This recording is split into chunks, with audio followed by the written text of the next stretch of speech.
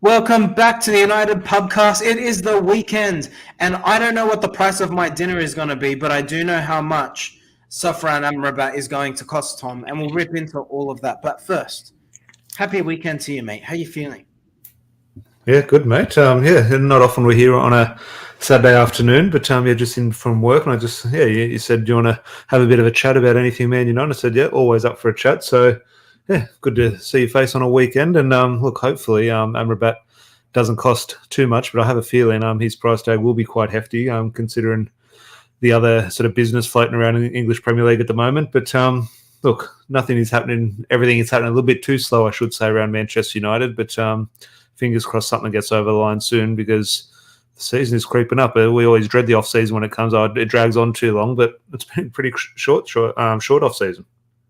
It has been a short off season. I think with the Women's World Cup that's been sandwiched in between now and the start of the season probably has helped things along. And it doesn't hurt that obviously it's on our shores. But we will talk about Sofyan Amrabat and we'll absolutely talk about Harry Maguire as well. The price tag has been set for both players, but Manchester United obviously trying to bring one of those in and trying to sell the other one. But let's start with the Moroccan international, Tom. Obviously, he had a fantastic World Cup. George, great to see you, mate.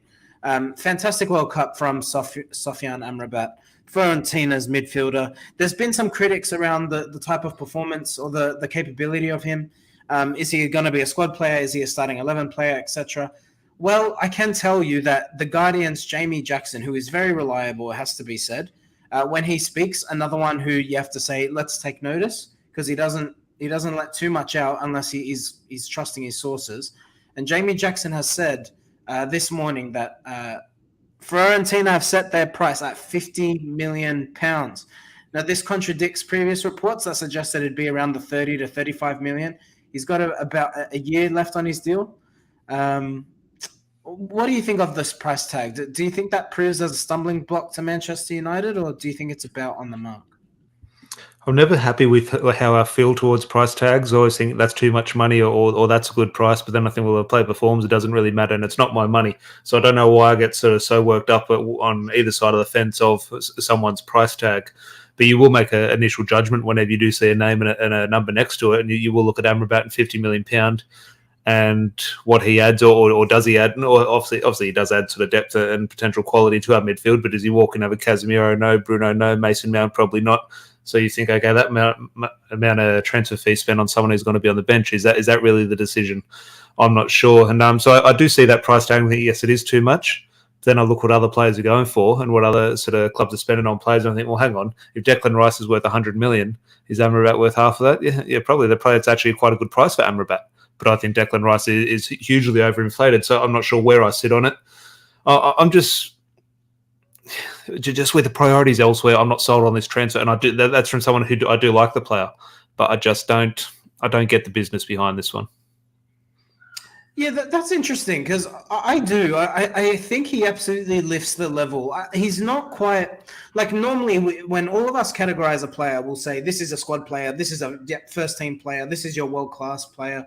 But when I look at someone like Amrabat, if there was a bracket in between squad player and starting 11 player, I'd almost put him in there. I think he's a starting 11 player for the right game. And the reason I say that is because I don't think United, here's an example. Manchester City are the complete article. They play the same way with the same, you can list their starting 11 back to front because they're so strong in every position that they don't need to bring players in to fulfill a job. They trust their system, and because they've got the players to fulfill that system to its full potential, they don't say, all right, well, we're going to swap this player out and put this player in to fulfill our tactics, because they look to assert themselves every time, right? United, I think, are working towards being that type of team, but we're not quite there yet. And that's why I still think you could bring Amrabat instead of in, say, a Mason Mount when you do need to sit back, when you do anticipate you're not going to have as much of the ball. Would that be fair? Because I think Mason Mount's an improvement on Eriksen's physicality, but he's still not what you'd call a typical box-to-box midfielder with the defensive discipline to fulfill that position week in, week out. Look, the player and the qualities he would bring to a midfield, I definitely agree. And all my not negativity, but my hesitations around this deal is nothing against him. As I say, I welcome the player. I think we all fell in love with Morocco and the way he plays the game. He's almost one of those players who would become a little bit of a sort of fan favourite if he was in form in terms of the way he gets around the pitch. He's full of energy, plays the game with a lot of passion, and sort of impacts the game in a visual way. So I think we'd all fall in love with him. It's just, I think it's in terms of when we weigh up all Manchester United's business in terms of, okay, if we sign this player, that doesn't mean it means we won't go for him. If we go for this player, it means we won't go for him. And I just think in terms of weighing up the priority, I just don't see. I understand he's going to sort of add to the squad, and you're always in a position where you want to add to the squad. Of course, you don't want to just sort of say, no, I don't need that. You always need to improve, and Amrabat definitely does improve the squad. Starting 11 squad depends how you want to define that. Because I'm so hell-bent and so focused on the number 9 position. Now, my focus would be Harry Kane. Doesn't look like it's going to happen. It looks like it's potentially going to be Højlund. Whoever that is where that's where my focus is. And what I'm thinking when you think, okay, let's bring Amrabat in for 30 million, but Fiorentina want 50 million. Let's say you want 50 million. Is that extra 20 million that you potentially had budgeted away if you were expecting him at 30 million going to impact how much you're going to spend on Højlund? Atalanta wants 70 million. We want to pay 50. We want to spend 100 million on Harry Kane. Tottenham want 120 million. And I'm just thinking that is where my focus is. Until you get a striker over the line, I don't think Amrabat is this great signing. Now, he could potentially prove to be, and fingers crossed he would be. But just in terms of weighing up priorities, he's simply not a priority for me. I understand he adds quality, and obviously you always welcome quality. But we can bring in a fantastic right back. He'll add quality. Do we need a fantastic right back at the moment? No, we're quite well covered there. I think in midfield, obviously midfield has been such a sort of hotly sort of talked about topic over the last couple of years, and it's definitely not finished. I'm fully aware of that. It's not the finished article in midfield, but I don't think it's bad as many people sort of make out to be. Obviously, it does look like Fred will leave. Scott McTominay, which we'll touch on West Ham in a little bit. Scott McTominay's price tag is set as well. I just don't think it's a disaster in midfield as Amrabat's going to come in and solve everything. Yeah, I think you're right. He doesn't solve everything, and he is a nice to have. But I think if you're Manchester United, it depends what your target is for this season. Is your target simply just to improve? Now, if it's just to improve, you bring the striker in, and that's your sole focus. But if the target actually is to challenge, then I think the Amrabat signing is one that United do need to do. And the reason I say that is because I think you can improve United's 11, and I think if you brought in, say, a Harry Kane, I could make the argument, not hand on heart, but I could make the argument that United have the strongest 11 in the Premier League outside of Manchester City. But I think if you bring in Amrabat, I think there's a case that you say we have the strongest squad in the Premier League. At what cost? And not financial cost, but bringing Amrabat in, okay, and someone that's going to limit someone's game time. Is that going to limit Mason Mount? Probably not. But is that going to limit Christian Eriksen? Is that going to limit fully informed and fit Donny van der Beek, Scott McTominay, who's got to run a 5 or 10 games? Who's Amrabat going to sort of cost? And I just think then, is that someone we should be getting rid of in regards to Amrabat? Might be brilliant, but he's a signing. All Ten Hag signings have been actually quite good so far. So unfortunately, one of his signings this season is probably going to prove to be not a flop, but not work. That's just the sort of the maths behind transfers. And they don't all work out. Fingers crossed Amrabat does, but there's a chance that it doesn't. And I'm just thinking, at what cost? Like I'd made the discussion earlier, is Amrabat an upgrade on Scott McTominay? Of course he is, but there is a part for me that, okay, yes, you can have the better play in Amrabat, but there's still a part of me, if you just get rid of Scott McTominay just for the sake of it, just as improving. I'm not saying that's the wrong decision to get rid of him. I'm just saying taking away a bit of Manchester United there. Is Amrabat that much of an upgrade? Like, yes, he's an upgrade, but is it 50 million's worth of an upgrade? Like, if you take away Scott McTominay, you got Marcus Rashford, who's a Manchester United youth product. I know people say Manuel Garnacho. You know what I mean by youth product in terms of senior professional. I just think if you're taken away from Manchester United there, I don't think Amrabat is. And again, this is someone who likes Amrabat. I'm not sold on it. Look, I take your point on McTominay. I think he's clear and above. I really do. And that's not a knock on Scott. I think Scott fulfills a job for a given time, for a given purpose. But Scott McTominay or Fred, in regards to you're going to limit one of their game time, I'm just thinking for 40 or 50 million. I don't think you bring in Amrabat without one of those two leaving. I think that's the caveat to all of this. Oh, well, Fred's out the door. Fred's gone. There's no doubt about that. We haven't been told anything. And now he's got obviously 3 confirmed offers on the table in Fulham, Saudi Arabia, and Galatasaray. Yeah. Take your pick. United got to sell him for 20 million though. Like all this 9 million talk is embarrassing. He's got to go for 20, at least. Look, we've had this discussion around many of our players, which we'll continue to have a little bit of. My guess is probably go to Galatasaray. I see that happening. In regards to a lot of Brazilians seem to make that move, and obviously Galatasaray do pay their players quite handsomely. So, look, all in all, with Amrabat, yes, I welcome the player. I just think bring him in, hold the shirt up, we'll all fall in love, and then he'll make a great tackle. He'll break lines. We'll get into the final third, and he'll fall to someone who's not there. Martial won't be fit. Hoyland's not ready, and I'm just thinking that's where it's all going to fall down. So I think all this excitement, it's a good signing, and obviously always welcome a good signing. At the moment, Manchester United need to be a little bit better than good to match Manchester City, who are the best team in the world. Yeah, so I lean on more on the side of what Adam's saying here. So he goes, if we want to win the league, Champions League, etc., we need to add depth. Look at the difference last season where Casemiro was playing than when he wasn't playing. Massive step down. 100%. Like I agree. What's the depth? Is Frankie de Jong the sign it, and Casemiro is now the depth? Is Amrabat? Are we buying depth? Are we buying for? It's that debate we've always had. But I think there's an improvement to be made in the starting 11. Like that's the thing. Like, and I think with Mason Mount. Well, here's the point on Frankie de Jong, right? I think he's the only player in modern football who can actually fulfill what he does. I don't see... I mean, the only other player I can think of that could probably transition to being that kind of player is Camavinga. But you're not getting him out of Real Madrid at 20 years of age with his whole career ahead of him.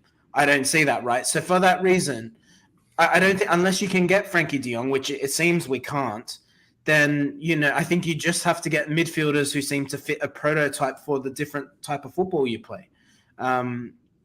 It is interesting. It's definitely an interesting debate because then I look at Manchester City, who continuously play Rodri as a deep-lying playmaker, but then they've got these advanced midfielders who are technically midfielders. I mean, Kevin De Bruyne works hard, works up and down. I wouldn't call him a defensively disciplined player, but I mean, he's found a way to work it into Pep's system. So why can't United do the same, right? So I think there's absolutely a valid argument to be had there. And you're right. I don't think a striker signing should not be sacrificed to bring in Amrabat. I think you have to bring. I think that's where I just have a fear in the back of my mind that that's potentially a scenario that we're going to face in 2 or 3 weeks' time. I can't see that. I don't think you listen to Ten Hag's comments post the Real Madrid game. I don't know what happened there. I got electrocuted. I don't know what looking at Ten Hag's comments after the Real Madrid match, he seems quite frustrated, and I think it's clear he wants to bring a number 9 in. Yeah, but Jose Mourinho has been frustrated. Like a manager showing frustration doesn't end up with them resulting in getting what they want. Yeah, but I think United are clearly after Hoyland. I think they're clearly in for a striker. That'll happen. I don't know what striker it'll be. It's really interesting. What did you make of PSG's take it or leave it bid for Hoyland? I thought they're not in for Hoyland. No, I think they are. I think they are in for Hoyland, but I think Hoyland... No, I don't buy that story. Now, look, I say that tomorrow morning he'll be holding a PSG shirt up. But if Mbappe's leaving and Messi's leaving, well, I mean, they're going to need someone up front. I don't see it. Look, it might be Hoyland. Just my gut instinct tells me that's a nothing story. I don't know where that's come from. But look, in saying that, who knows? I'm not in the negotiating rooms. They might be hours away from confirming the deal. My gut just tells me. Do you see him leading the line from PSG? I don't think that deal's close to happening, though. Like, there's a difference. Yeah. Oh, no. Look, if he is this hotly tipped sort of kid around Europe that could be potentially the next best thing, surely PSG have an interest, and there is communication there, no doubt. But, yeah, it's an interesting one. It is an interesting one. Let's talk about Harry Maguire, Tom. Speaking of price tags, West Ham have reportedly had a £20 million bid rejected for slabhead captain fantastic Harry Maguire. What is the right price tag for Harry Maguire? What do you accept here? Because I'm very much in the camp of, all right, I like that they've rejected 20 million. I think that's absolutely undervalued. What's the right price tag for Harry Maguire? What would be considered acceptable in a way that United keep face? Because I think he needs to leave, but 40. What's the right number? 40. I know that sounds crazy for double that bid, but it is. Considering what other players go for, considering we bought him for 80, considering he's still a main man for England, what other players are going for, I fully understand he's got wages on top of that, which could potentially sort of need to lessen a transfer fee for for the buying club. I'm fully aware of that. But from Manchester United's point of view, in terms of we can only care about us, we don't care about what the other club does in their future. Well, we can't be bent over and just start selling our players for pocket change. I say 20 million as in pocket change, but I think we need to be getting at least 35, 40 million. So I think, especially from West Ham, maybe if Brighton came in or Aston Villa came in, okay, you have to sort of look at their books. We have public knowledge of what West Ham's books are doing. They just got 105 million in their back pocket. They have more than 20 million at their disposal. So I'm thinking, if West Ham want him, we know you got money. You have to spend it. Yeah, I think that's fair, and I agree. I think 40 million is the right price tag for Harry Maguire. At his best, there is a very good defensive player in there. For West Ham, the way David Moyes will play, for West Ham, he's probably worth 40 million. Absolutely. Well, because he plays counter-attacking football, and I think when you put Harry Maguire in a team that sits deep, surrounded by lots of players in one-on-one positions, he'll be absolutely fine. I think he looks vulnerable when he plays for United. I mean, the poor guy, he can't avoid... Like, the thing is with him in a United shirt, I just feel like someone's almost jinxed him. Someone's got a voodoo doll and says, even if it's not his fault, make him run into his own player or something of that effect in order to cause an error. We saw it with Brendan Williams in the Real Madrid game. Like, there's just... Yeah. He just attracts something negative. Like, I feel bad for him because I know he's trying hard, and there was some footage of him before United came in for preseason training. He was doing some additional sessions with Carvalho, the former Chelsea and Real Madrid defender. So, I mean, he's clearly working hard at his game, but I feel bad for him. It feels like a black cloud's just hanging over him. I've been watching a bit of Arsenal this pre-season. I know he's popped up with a goal or two here or there, but just in regards to his performance, it gives me a little bit of a similar vibe around Kai Havertz. Kai Havertz, before he came to, I know he's one of them, the Champions League with a Champions League winning goal, but he was a really sort of top player in Germany. Okay, he's got to be the next big thing. And since it sort of hasn't quite worked at Chelsea, everything, you look at that skill challenge he did in sort of the MLS, they had their sort of volley headers and volley challenge. Like, the guy couldn't hit the target from 12 yards, like in terms of just casual little volleys. I'm just saying everything he touches at the moment is turned to absolute shit. And the same thing happened with Maguire. Even if it's not his fault, it ends up being his fault.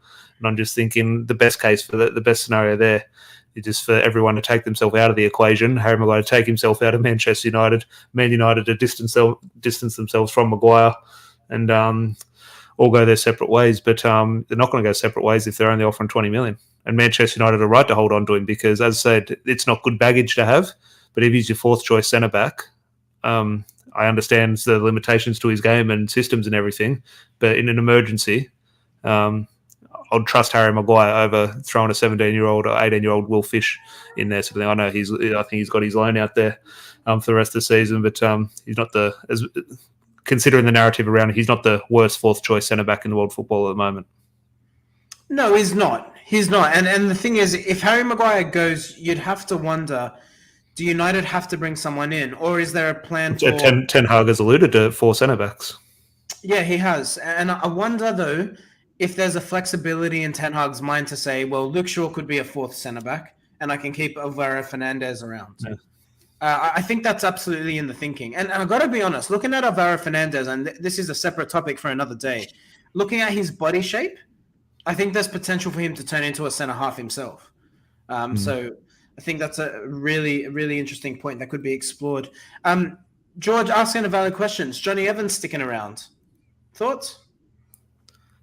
Look, it's wrong to say yes. He shouldn't. However, draw up a hypothetical situation. You never know with our club. Let's say we do offload Harry Maguire, but we don't bring in the centre-back. We don't bring in that fourth choice centre-back. What would you rather? Would you rather an 18, 19-year-old who hasn't sort of, I don't know, Will Fish or Reece Bennett be the fourth choice centre-back, or Johnny Evans? And I have to think, look, I know Johnny Evans is the wrong answer, but in terms of winning games, if we have to throw someone in against Wolves for the last 20 minutes, Martinez and Varane, one gets sent off, one gets injured, and we have to throw someone in to see the game out for the last 20 minutes, who would I rather see, Reece Bennett or Johnny Evans? The answer is Johnny Evans. And again, this is not me saying we should keep him, but I'm just thinking if disaster happens in the Harry Maguire, even at his age. Yeah, a very different player to Harry Maguire. No, they're quite similarities in certain aspects. But again, just if a disaster happens in the transfer window and we end up with 3 centre backs, Harry Maguire's not there, and you can't get. He's left-footed, or am I imagining that right now? He's right-footed, but he's comfortable with both feet. because he's played left centre half like majority of Yeah. his career, hasn't he?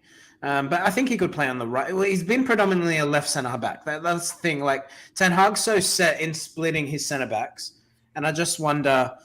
I mean, Victor Lindelof comfortably can play right centre back, I suppose. So I mean, that's not really a big Lindelof's issue. almost the forgotten man in this whole debate in regards to, okay, Harry Maguire's going to leave. Okay, then we're going to bring in a fourth centre back. Victor Lindelof is now, you'd say, cemented as a backup centre back. There's no chance of Victor Lindelof, even if he plays well. We saw him play well at the end of last season. The other two centre backs are back fit. You're back on the bench, Victor. Does he have a personal sort of ambition? I hope not. I think he's a good choice to have off the bench and fill in where needed. But he might be knocking on the door, say, hang on, I've got a first team offer here, sort of thing. But we're not really talking about that. I don't think anything will happen with Victor Lindelof. I think he does stay. But I think it could be one you could potentially it wouldn't shock me if the story comes out, someone's in for Victor Lindelof at some stage. Yeah, that's valid. I think with Lindelof, if he plays enough football, he'll be okay. But it's up to Ten Hag, and that's the shift I want to see from last season to this season. I want to see Ten Hag rotate his squad. And if that happens... It's not a want, he has to. He does, but we said that at times last season, and it just never came, did it? Like, he went full strength just all the time. And we saw it with, like, even Ole Gunnar Solskjaer at times demonstrated that. So that will have to be the shift with Erik Ten Hag. But look, we'll definitely keep an eye on both stories, so stay tuned. And I'm sure there will be a development on Højlund over the coming days. So keep an eye out for that. Tom, what's on for the rest of the weekend? It's a big fight week this week. Obviously got Spence and Crawford tomorrow in the boxing. We've got a huge UFC card tomorrow. So, some good fights. So I'll be off to the pub. When's Manchester United? There's no... Monday. We're Monday morning, yeah. So football free tomorrow. So a few fights down at the pub. You mentioned price tags, though. He's come up in one or two of the discussions before we do wrap up. Scott McTominay involved in West Ham. Manchester United potentially looking at wanting around 40 million. Now, when again you put that on paper and the narrative around Scott McTominay, say no way he's worth 40 million. But again, look, I say this as a fan of him. I'm thinking, weigh everything up, and all things considered, especially with West Ham having 100 million Declan Rice shaped hole in their midfield. I'm just thinking, all things considered, I can understand United's want to get around 40 million for him. Well, I don't think Declan Rice is a £65 million centre half. Sorry, centre half. He's not a £65 million better player than Scott McTominay. Sorry, I've seen Scott McTominay run over him countless times. I've seen Scott McTominay score goals against West Ham and off the back or run it off the shoulder of Declan Rice. I think Declan Rice is the better player. Don't get me wrong, but the gap between them is quite small, to be honest. And I think if Declan Rice is worth 105, they're around similar age. McTominay might be a year older. But regardless, I mean, I think 40 million is fair for McTominay. And the fact that he's a squad player, the fact that under any other manager other than Jose Mourinho, I don't think a player like McTominay makes it at Manchester United is worth being said. I would say that that's a good outcome. Like, I think if they came in with 30 million up front, you'd consider it and then ask McTominay, okay, this is the situation. And sort of put the ball in his court. But if they come in with 40, I say this as a big fan of him, 40, and you sign in Amrabat, you would have to take it. But I back Man United in standing firm. We'll let far too many players go for too cheap. I just think Scott McTominay, no matter what anyone thinks of him, is one of our more sellable assets. I just think you do need to sort of protect that. And he's British, so I mean that definitely helps. And he'd satisfy the English quota, won't he? Because I know he plays for Scotland, but obviously he's grown up. Oh yeah, it's homegrown. Anthony Langer's a homegrown player. Paul Pogba was a homegrown player. Yeah, exactly. So, I think there's definitely a value to be had there.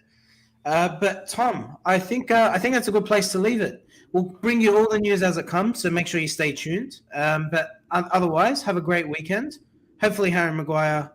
Look, I hope there's an outcome for him where he leaves gracefully. I feel bad for the guy. I hope he does well.